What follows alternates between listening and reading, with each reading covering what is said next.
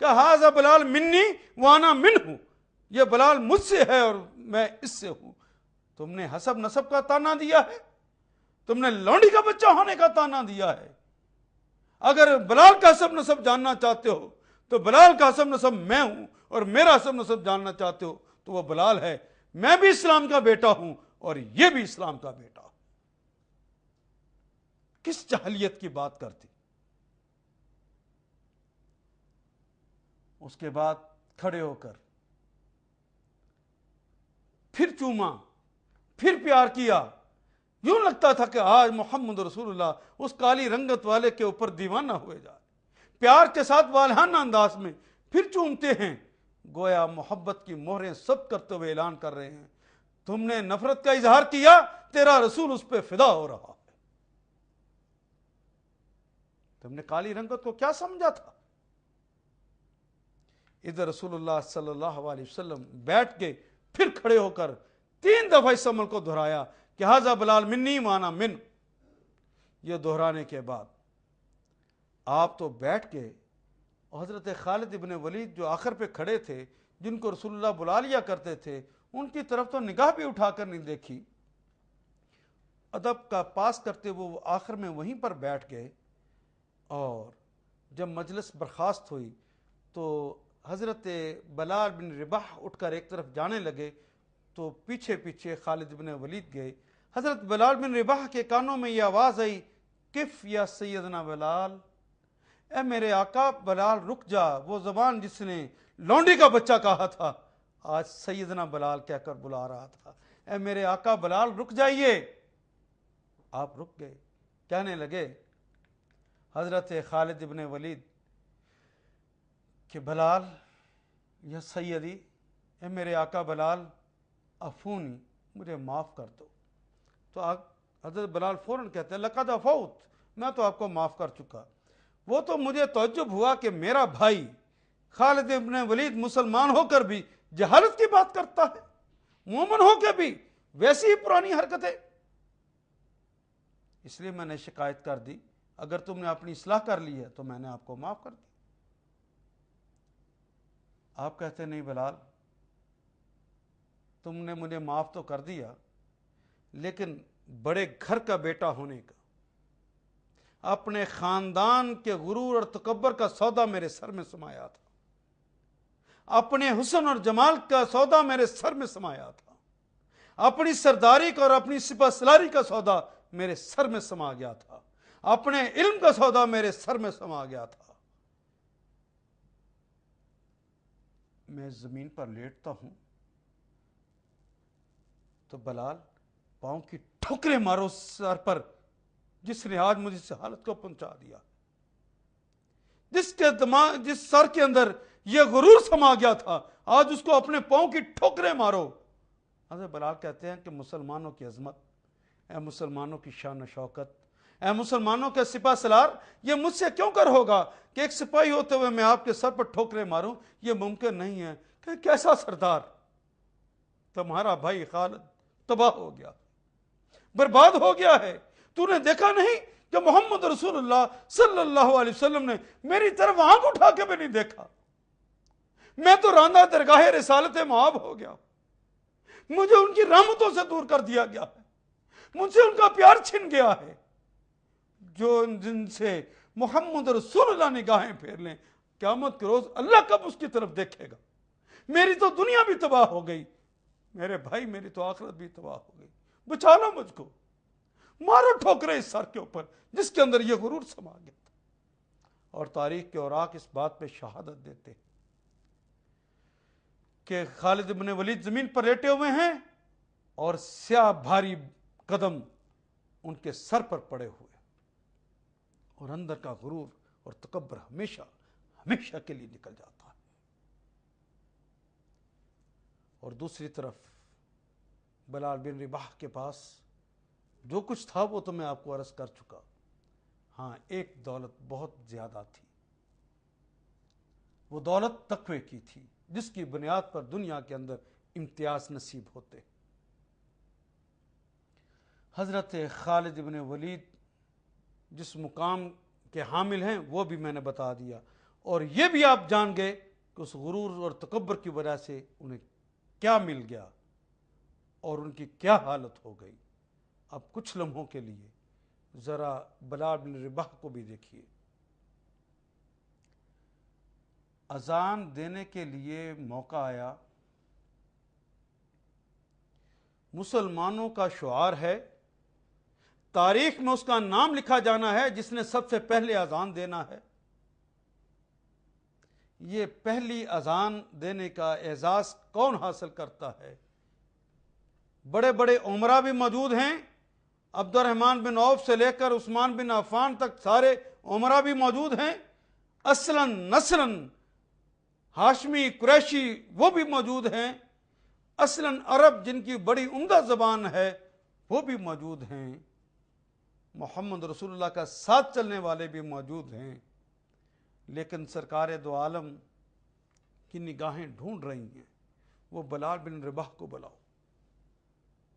بلال بن رباح کو بلایا گیا اور کہا کہ آج نماز کے لیے پکارنے کے لیے کائنات میں پہلی اذان دی جانی ہے، یہ اعزاز میں تمہیں بخشتا ہوں۔ کتنے لوگ تڑپے ہوں گے کاش یہ اعزاز ہمیں نصیب ہو جائے۔ اور میں نے ابھی عرض کیا نا کہ آپ تو اشہد ان لا الہ الا اللہ بھی نہیں کہہ سکتے تھے، کیونکہ شین آتا ہی نہیں تھا کہنا، سین کہتے تھے۔ اشہد ان لا الہ الا اللہ کا عربوں کے اندر بھی جو اشہد کہنے والے بھی موجود ہیں۔ مجھے بلال تو پیارا ہے کیونکہ تیرا تقوی اللہ کو پیارا ہے۔ آج اذان تو دے گا۔ پھر اذان کس نے دی؟ یہ اعزاز کس کو نصیب ہوا؟ حضرت بلال بن رباح کیا دولت کی بنیاد پر، جاہ و عشمت کی بنیاد پر، زبان دانی کی بنیاد پر، کس بنیاد پر انہیں یہ اعزاز نصیب ہوا کہ سب سے پہلی اذان جو مسلمانوں کی طرف سے دی گئی وہ بلال بن رباح نے دی؟ یہ اعزاز صرف تقوی کی بنیاد پر ملا ہے، اس کے علاوہ کوئی اور ہمیں چیز نظر نہیں آتی۔ یہ دیکھیے ایک اور منظر، دنیا کے میں مناظر دکھا رہا ہوں۔ فتح مکہ ہو گیا ہے۔ فتح مکہ کے موقع پہ آپ کو پتا 365 بت اندر رکھے ہوئے، سرکار دو عالم صلی اللہ علیہ وسلم اپنی چھڑی کے ساتھ وہ ان بتوں کو گرا رہے ہیں۔ جب ان کو گرا لیا تو اب چھت پہ چڑھ کر خانہ کعبہ کی اذان دینا ہے۔ فتح کے بعد سب سے پہلی اذان ہے یہ بھی۔ یہ اعزاز بھی کس کو نصیب کیا جائے؟ بڑے لوگ تڑپے، بڑوں کی چاہت تھی، بڑے مچلے، ارمان کہتے تھے یہ اعزاز مجھے ملے، یہ اعزاز مجھے ملے، اور جس کو اعزاز دینا وہ وہاں پہ موجود نہیں۔ نگاہیں رسالت معاب ڈھونڈ رہی ہیں کہ بلال بن رباح کہاں چلے گئے، نظر نہیں آ رہے۔ کہا بلایا جائے بلال کو۔ بلال کو بلایا، بلال آج میرے کندھوں پہ چڑھ کے، شانہ نبوت پہ چڑھ کے اوپر چلے جاؤ اور آج اللہ کی کبریائی کا اعلان کر دو۔ یہ اعزاز کسی بڑے خاندان والے کو نہ مل سکا، کسی مالدار کو نہ مل سکا، کسی زبان کے دھنی کو نہ مل سکا، کوئی بہت باصلاحیت والے کو نہ مل سکا، وہ بھی حضرت بلال بن رباح کو ملا، جنہیں آپ بلال حبشی کہتے ہیں۔ اور یہ تو آپ کو پتہ ہے کہ جب معراج پر محمد رسول اللہ صلی اللہ علیہ وسلم تشریف لے گئے تھے، اس معراج کے موقع پر آپ کو جنت اور دوزخ کا مشاہدہ کروایا گیا تھا۔ ان مشاہدوں کے دوران جب جنت کا مشاہدہ ہو رہا تھا، جبریل امین ساتھ ساتھ چل رہے تھے، اچانک آپ نے کسی کے چلنے کی آوازیں سنی۔ اور یاد ہے آپ کو، یہ تو مکہ کے زمانے کی باتیں۔ جب یہ چلنے کی آوازیں سنی تو رسول اللہ نے کان لگائے اور کہا کہ جبریل بھائی یہ آوازیں تو جانی پہچانی ہیں، کون چل رہا ہے یہاں پر؟ میں صحیح حدیث آپ تک پہنچا رہا ہوں، یہ کون چل رہا ہے یہاں پر؟ حضرت جبریل امین مسکرائے کہا کہ آقا یہاں پہ تو کوئی نہیں چل رہا، آپ کا غلام بلال بن رباح مکہ کی گلیوں میں چل رہا ہے، اس کے کھڑاؤں کی آواز جنت کے اندر اللہ تعالیٰ سنا رہا۔ کہا کہ میرے غلام کو اللہ نے اتنا بڑا مرتبہ دے دیا کہ وہ مکے کی گلیوں میں چلے تو عرش معلیٰ پر اور جنتوں کے اندر اس کی آوازیں سنائی دے۔ کہا کہ شاید آپ کو پتہ نہیں رسول اللہ کہ تقوی کی بنیاد پر اللہ نے بلال بن رباح کو وہ مقام عطا فرمایا ہے کہ کائنات میں سب سے پہلے جو جنت میں داخل ہوگا انسان، حشر کے میدان کے بعد جو سب سے پہلے ہستی داخل ہوگی وہ بلال بن رباح ہے۔ نبی صلی اللہ علیہ وسلم مسکرائے، کہا جبریل بھائی کیا کہتے ہو، مجھ سے بھی پہلے؟ کہا ہاں ہاں آقا، جس اونٹنی کے اوپر آپ سوار ہوں گے اس کی مہار اس دن اسی غلام نے پکڑ رکھی ہوگی اور یہ آپ سے پہلے جنت میں داخل ہوگا۔ کیا مقام ملا ہے اللہ کے ہاں۔ میرا خیال ہے اب تو بات سمجھ آ گئی کہ ان اکرمکم عند اللہ اتقاکم۔ اور آپ کو یاد ہے کہ عمر بن خطاب رضی اللہ تعالیٰ عنہ کے زمانے میں جب حضرت خالد ابن ولید کے متعلق یہ مشہور ہو گیا کہ حضرت خالد ابن ولید جہاں بھی جاتے ہیں فتح وہیں پر ہوتی ہے، فتح اور خالد ابن ولید لازم ملزوم ہو گئے ہیں، تو حضرت عمر بن خطاب رضی اللہ تعالیٰ عنہ جن کے نزدیک پرائورٹی نمبر 1 توحید الہی تھی، انہوں نے کہا کہیں لوگ یہ نہ سمجھنا شروع کر دیں کہ یہ ساری فتوحات خالد ابن ولید کی وجہ سے ہوتی ہیں، حالانہ فتح کا تعلق تو، شکست کا تعلق تو صرف اللہ کی ذات سے ہوتا ہے۔ اللہ چاہیں تو فتح دیتے ہیں، اللہ چاہیں تو شکست ہو جاتی ہے۔ تو لوگ کہیں سے خالد ابن ولید سے منسوب نہ کرنے لگ جائیں، توحید کے اندر کوئی رکھنا نہ آ جائے۔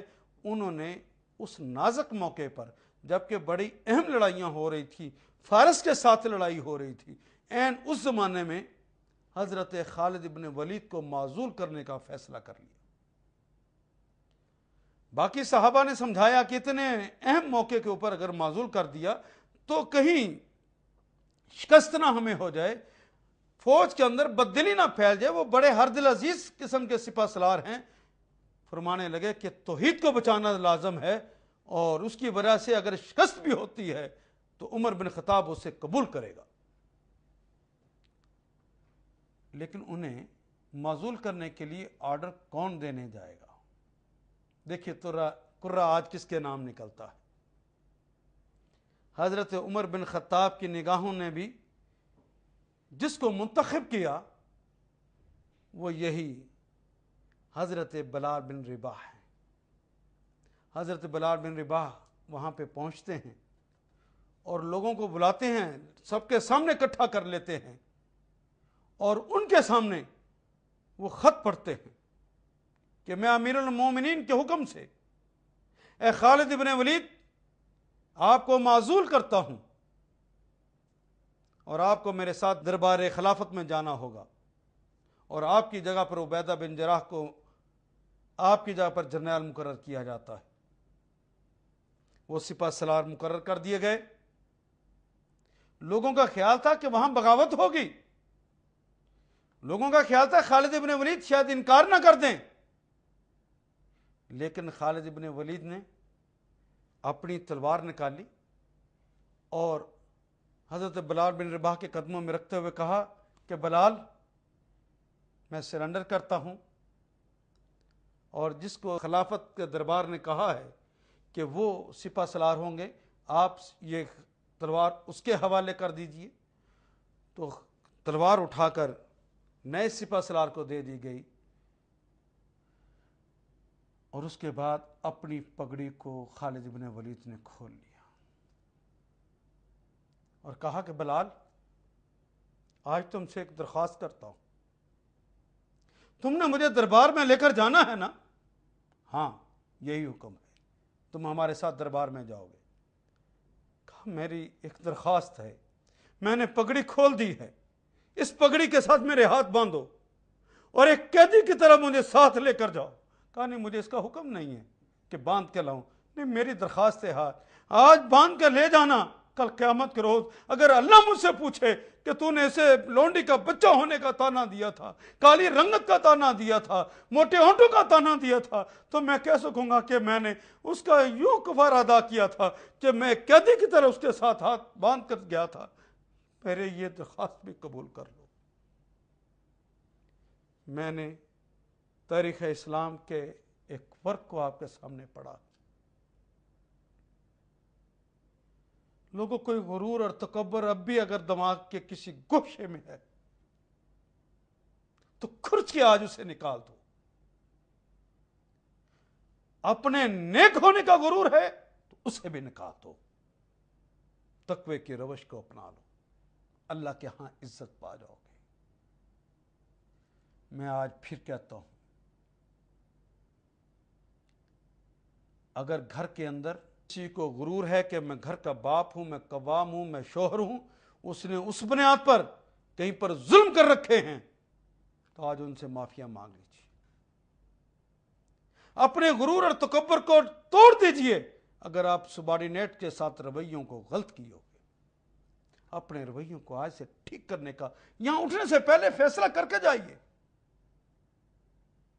اپنے غرور اور تکبر کی وجہ سے وہ رشتے اور وہ ناتے جن کو اللہ نے رحم کے رشتوں کو جوڑنے کا حکم دیا تھا اور تم نے اپنے غرور اور تکبر کی وجہ سے انہیں توڑ رکھا ہے، میں انہیں کیا سمجھتا ہوں؟ وہ میرے پائے کے کیسے ہو سکتے ہیں؟ وہ تو شرکا برادری ہیں، وہ فلاں ہیں اور وہ فلاں ہیں۔ خدا لگتی کہ کیا یہ سچ نہیں ہے کہ میرا بیٹا، میرا بھتیجا، میرا بھانجا، میری بھتیجی اگر پاس ہو جائے، اچھے نمبر لے لے، تو ہمارے ہاں پیغام آتا ہے کہ ہمارے بچے نے بڑے اچھے نمبر لے لیے، آپ کے بھتیجے نے بڑے اچھے نمبر لے لیے، آپ اسے گفٹ بھی کرتے ہیں، مجھے پتہ ہے، لیکن کس دل سے کر رہے ہوتے ہیں؟ اندر کا غرور اجازت دے رہا ہوتا ہے؟ ہمارے مقابلے پر ہمارے بچے جتنے نمبر، یہ کیسے لے گیا؟ ثابت کرنے کی کوشش کرتے ہیں 2 نمبر کام کیا ہوگا، تب لیے ہیں اس نے، لے ہی نہیں سکتا، ذرا پھر پتا کرواتے ہیں، بوٹی مافیا کی ہوگی۔ بھتیجی کا رشتہ اچھی جگہ آ جائے کیا حالت ہو جاتی، مانتے بھی نہیں اور چاہتے ٹوٹ جائے ہماری بیٹی کا وہاں پہ ہو جائے۔ یہ اس غرور تکبر نے اتنے گندے درجے پر پہنچا دیا ہے۔ نیک لوگوں کی بھی بات کروں، انہیں کہا جائے کہ جب یہ کہا گیا اللہ نے کہ جو رحم کے رشتے ہیں جو تم سے ٹوٹتے ہیں ان سے جڑو، تو کہتے میں تو نہیں نہ ٹوٹتا، ساری غلطی تو بہن کی ہے، ساری غلطی تو بھائی کی ہے، ساری غلطی تو بھتیجے کی ہے، ساری تو میرے کزن کی غلطی ہے، میری تو کوئی غلطی نہیں۔ یہی تو تمہیں کہا گیا تھا کہ اگر جو تم سے ٹوٹتے ہیں، ظاہر ان کی غلطی ہے تو ٹوٹتے ہیں نا، وہ ٹوٹتے ہیں ان سے جڑو، یہ رب کا حکم ہے۔ لیکن کون چیز ہے جو روکتی ہے سوائے اس غرور اور تکبر کے؟ جائیے آج جا کے انہیں منا لیجیے۔ میں مانتا ہوں کہ آپ جائیں، ممکن ہے کہ آپ کی بہن آپ کو گھاس بھی نہ ڈالے، لیکن کہنا میں تو اندر کے غرور کو کچھ کے آیا، میں تو رب کی رضا کے لیے آیا، میں تم سے ملنے کے لیے آیا ہوں، میں جڑنے کے لیے آیا ہوں، مجھے تو میرے اللہ کا حکم ہے، اب میں نے اندر کے غرور کو توڑ دیا ہے۔ جا کے آج صلح کر لیجئے، منا لیجئے انہیں۔ آپ کا غرور اجازت نہ دے تو غرور کو کچل دیجئے اور جائیے جا کے منائیے انہیں۔ اللہ آپ کا حامی و ناصر ہو۔ میں اس آیہ کریمہ کو پھر پڑھتا ہوں، تنہائیوں میں بھی آپ پڑھیے اس آیہ کریمہ کو، اور پھر دیکھیے میرے اندر کون سا غرور ہے، اور اس غرور کی یہاں سے ہی مثال لے لیجئے کہ اس کو اللہ نے کس طرح توڑا۔ یا ایھا الناس، اتنا ہی کہنے سے دینداری کا غرور رہ گیا، علم کا غرور رہ گیا، خاندان کا غرور رہ گیا، جاہ و حشمت کا غرور رہ گیا؟ یہ تو گوروں اور کالوں سب کا رب ہے۔ وہ تو انا خلقناکم من ذکر و انثی وجعلناکم شعوبا و قبائل، کس بنیاد پہ؟ ہم چودھری ہیں، وہ کمی ہیں، وہ کام کرنے والا نکما ہوتا. میرے رسول تو مزدور کے ہاتھوں میں اور تم کمی کیا کہ اسے حقارت کرو. آگ لگا رکھی ہے اس غرور اور تکبر نے. میں نے اپنا شملہ اونچا رکھنا ہے. مسلمان ذلیل ہو رہے ہیں اور تم اپنے شملے کو اور ذات کو اونچا کرنے کے چکر میں پڑے. ایک ظلم کی چکی ہے جو خاقانوں نے, ایک ظلم کی چکی ہے جو کہ سرمایہ داروں, جگیرداروں اور وڈیروں نے چلا رکھی اور اپنے غرور اور تکبر میں پڑے ہوئے. اپنے غرور اور تکبر کو آج نیچے کر لو. ہاں ایک اور مسئلہ بھی عرض کیے جاؤں. ہمارے ہاں یہ ہوتا ہے کہ ہم رشتہ ناتا اپنے خاندان میں کرتے ہیں, اپنی برادری میں کرتے ہیں, اپنی برادری سے باہر نہیں کرتے. لوگوں, مسلمانوں کی برادری اس وقت بنتی ہے جب لا الہ الا اللہ کہتے ہیں تو سب مسلمان ہیں. یہ نام جو برادریوں کے رکھے گئے صرف تعارف کے لیے. کسی بھی مسلمان لڑکے کا کسی بھی مسلمان لڑکی کے ساتھ شادی ہو سکتی ہے. ہاں جو احتیاط کہی ہے اس کو ضرور محلوظ خاطر رکھا جائے. اسے اسلام نے نظام کف کہا ہے, اور کف سے مراد یہ ہے کہ لڑکا اور لڑکی دونوں کے عادات و اطوار, رہن سہن کے طریقے, کرینے اور سلیقے, انداز ایک دوسرے کے قریب تر ہونے چاہیے یا ایک جیسے ہونے چاہیے. اس کو کف کہا ہے. نہ دولت کی بنیاد پر کہا ہے نہ کسی اور بنیاد پر کہا ہے. ہاں اس بات کے لیے ضرور کہا ہے.